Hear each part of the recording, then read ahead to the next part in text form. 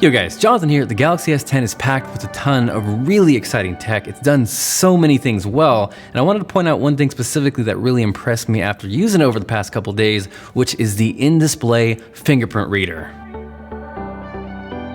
Now for comparison, I wanted to showcase it against the OnePlus 6T, and not so much to crap all over the OnePlus 6T because that's not really fair.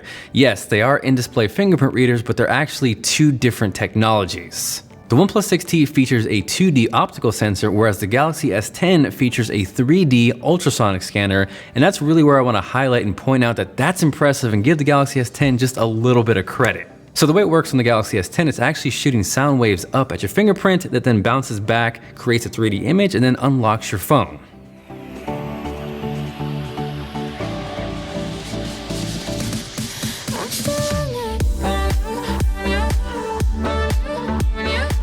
If you look really close at the OnePlus 6T, when you get your finger close, that sensor actually lights up because it needs that light in order to create that 2D image so you can get into your phone. So one huge advantage with the Galaxy S10 not needing light to scan your fingerprint is the ability not only to unlock your screen not just with the always on display engaged, but with the display completely off, which is super impressive. You then pair that with a more secure platform because let's face it, a 3D image is way harder to replicate than a 2D image, and that's where I feel like Samsung nailed it and didn't deliver a gimmick. So all of this kind of translates back to the initial setup as well, where I felt like the Galaxy S10 was the smoother process. You're doing more quick presses and taps. I found myself messing up less. It was just a little more accurate, whereas you jump over to the OnePlus 6T, again, not that it's bad, it's just a little clunkier. And if you look down, again, you see that it needs that light to perform the scan. Overall, I do prefer the simple animation on the Galaxy S10. It's clean, it's pretty. I do appreciate the fact that they give you the option to customize in the OnePlus 6T. You actually have 3 different options,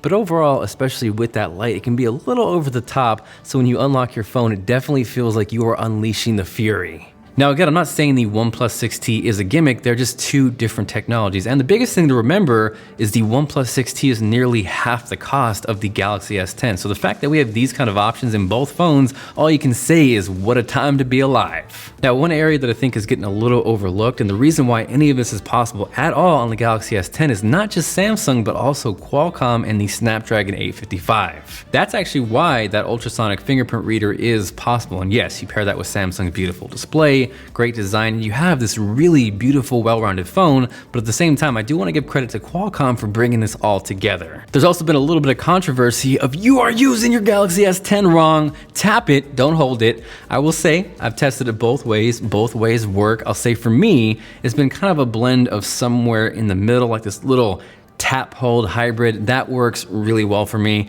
And the most important part for me is that it's been consistent. I would say probably like 9 times out of 10 it's worked for me. And again, that comes back to the point of it feels like Samsung nailed it. It's not a gimmick and it's actually part of the phone, which is amazing.